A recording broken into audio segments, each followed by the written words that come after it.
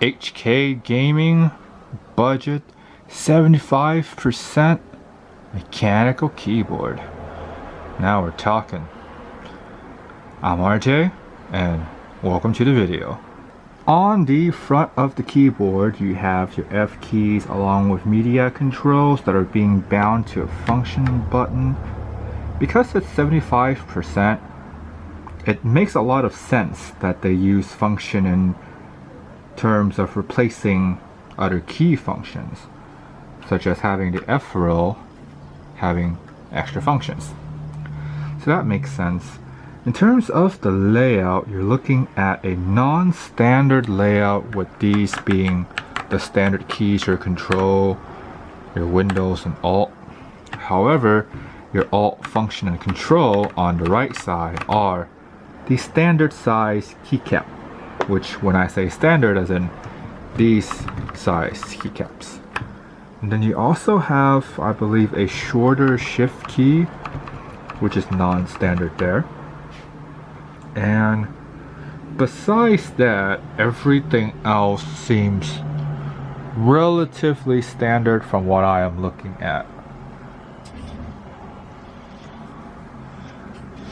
And that's what I'm seeing so far.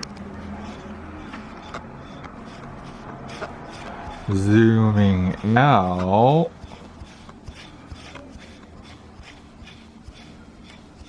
Hopefully I can zoom out properly. Alright, there we go. Zooming out. Yeah, the size that are on the left, it looks like these are standard size keycaps, and overall I have to say it has the more professional looking font for the keyboards and the keycaps. And overall shell, it's one of those enclosed style shell instead of those open style shell. Kind of like the Corsair keyboards, those ones are more open. I believe that's what it was. Excuse me, it's also losing my voice, that never helps. And also looking at the keyboard, it's the open style keyboards remind me of the Corsair type of keyboards. Those ones are the more open ones. I keep saying open because that's the only term that I can think of. I forgot what the actual term for those type of keyboards is, but anyways, this one is not. This one's more of a enclosed style, and it's actually quite compact when looking at it from afar. It's relatively small. You can see the size of my hand here. It's relatively small too, which is nice. On to the switch, you have the Huano brown switch. I believe I'm saying that correct. Huano. So that seems to me like Huano when looking at it. Could be pretty hard to tell. It was pretty hard to tell from the box opening too, but the printing here, I actually had to take a picture with my phone and zoom in to see the actual font. Yeah, but these are very similar to your Cherry MX Browns. I would say in terms of weight, they feel ever so slightly heavier, but not in a fatiguing way, more of increased tactility. And it could be because of the RGB housing. Because one of the things that I noticed from these type of switch housing is that if there is an RGB housing, for some reason the switch tends to be the ever so slightly heavier side, but it's not something you would really notice if you don't use a lot of mechanical keyboards. Back in my day, I used a lot of mechanical keyboards, so it's something that I can tell when pressing on the keys that it's ever so slightly heavier, and that's what I believe comes from the switch. It's a little bit more weight. This is the more budget-friendly switch, so in terms of longevity, did not quite get the amount, but if those of you that know what the rated millions of key switch is, and HK Gaming, if you're watching, if you know what the rating is, let me know, comment down below. And that is for the Huano switch. This keyboard uses Cherry MX style stabilizers, which is nice because it's easier to deal with than the Co-Star stabilizer. With the enclosed design, you definitely want this stabilizer over the Co-Star one, because it's just one less headache to deal with overall. And I quite like these stabilizers. For the keycaps, if it decided to zoom in properly, there we go, now we're talking.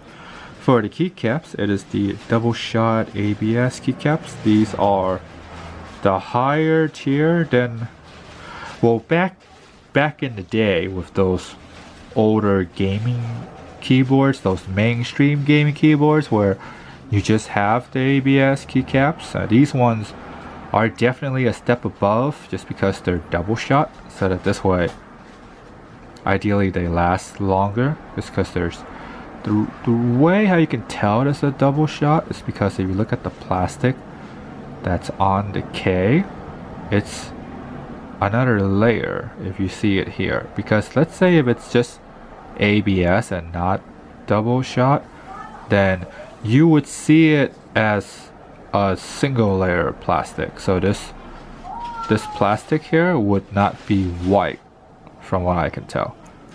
And of course the more ideal scenario is the PBT double shot, where you actually have the layer that's on top of this key as well as the layer that's on the bottom where the letter is. But again, it's because this is a more budget friendly keyboard. This is actually a pretty nice addition to have. On the back of the keyboard, you have double feets. I believe these are called feets. Yes, the feet. These are the correct terms. So you have a single feet, which if you flip them up, it would angle them like so. And that's how the keyboard would look like. And if you put up the second feet,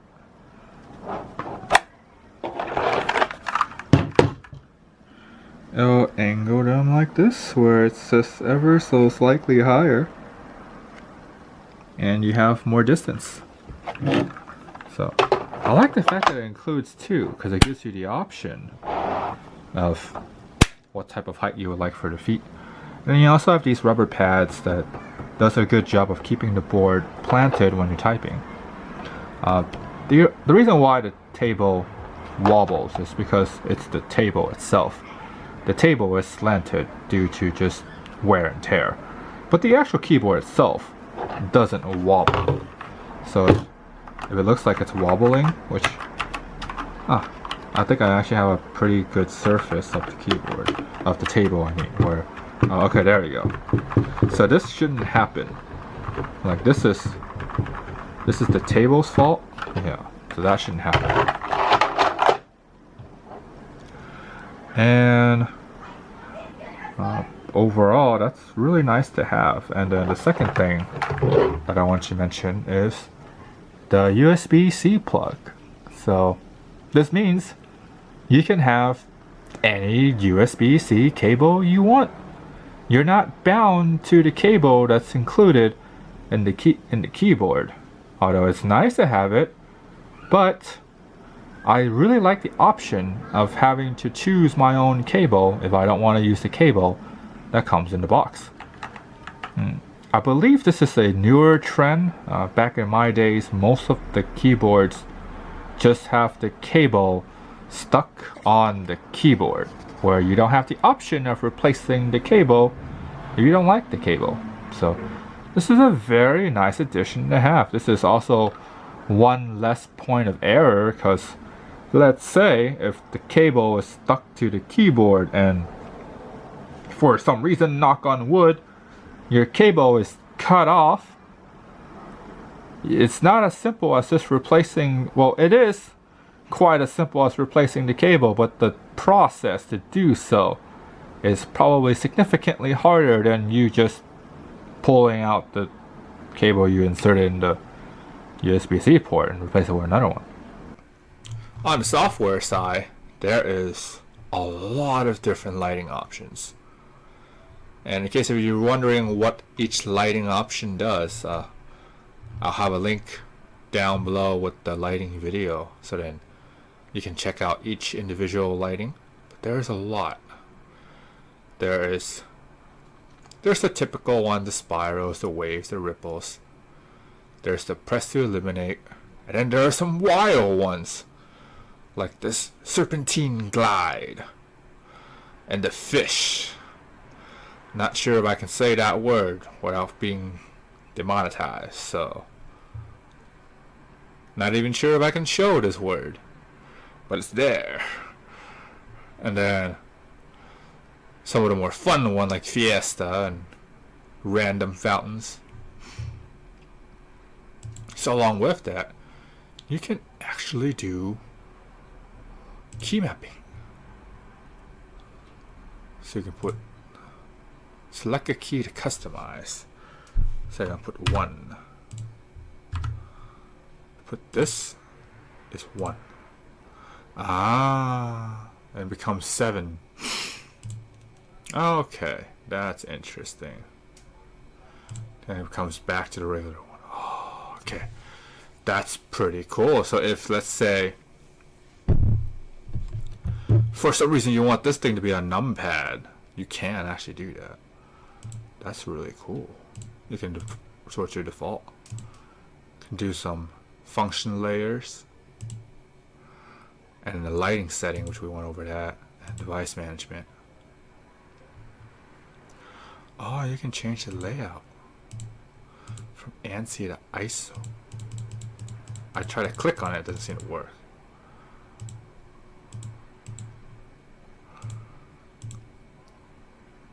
Oh, there's onboard storage. You can store your lighting or macros onto the keyboard. Oh, I like that. That's good. You can import and export data. Oh, that's nice. That is very nice, actually. This is a surprisingly option-filled software for the price. I mean, like, mechanical keyboards really have come a long way since back in my day, that I have done these videos, because these types of options and features is something you probably get in the higher tier flagship keyboards, the keyboards that are like 150 to 200 bucks. This is 50 bucks. That's really good overall. Yeah, so that's pretty much it on the software. There's definitely a lot of features and lightings, and if you need help with any of the software stuff, let me know in the comments down below, and then I will try my best to help, and then they might. But overall, I have to say it's a very nice software for the money, and probably maybe even overall. Oh, I have to say, for the money, $50, this is very much worth it. Of course, by the time when I post this video, price is subject to change due to tariffs and any other events that may have occurred. That's not within our control. But for the price, it's honestly a really good deal. Yeah. If this wasn't a sponsored review, I think there isn't really much of a change in opinion, because overall I feel like if I were to spend the money to purchase this keyboard, I would be a pretty happy customer. It has a really nice software with a bunch of lighting effects. It has good build quality. It has replaceable cable. It has 2 feet. The only real gripe, but this could be just me, but the only real gripe is that the non-standard layout makes it harder to replace keycaps for. Just the fact that you have to find blank keycaps for these ones. And this shift key, I don't know how hard it is to find an aftermarket keycap for the shift key. So that's in and of itself could be an issue. But I think this is part of the 75% keyboard trend, because I do see this keyboard being quite trendy. Therefore, I'm hoping that you have the option of replaceable keycaps. Like the aftermarket is relatively wide, is what I'm hoping for. But that's pretty much it. Besides that, it pretty much nails all of the pillars that I have for a good keyboard. It's budget friendly, mechanical, feels good to type on. It has the replaceable cable, it has really good software. So overall, I have to say this is very nice. And also, the fact that the key switches are hot swappable. That's just another point where if, let's say for some reason you don't like the Huano switches, you can just replace it with an entirely different switch. Let's say your M key for some reason craps out. You could just replace the switch. You don't have to replace the keyboard entirely. So that's actually really nice in terms of just longevity of how long a keyboard will last. And gotta be honest, it's gonna be a long time. It's however long that I had the inland optical switch keyboards, that's how long that has been. So it's been really great so far. Overall, I would personally recommend this keyboard if you're in the market for a 75% keyboard. And if you want to purchase this and support me down below with no extra cost to you, the link is down below. If you're new to the video and new to the channel, hey, welcome. Thank you for watching. Click subscribe, thumbs up, comment, like, bell for more content. You guys stay awesome.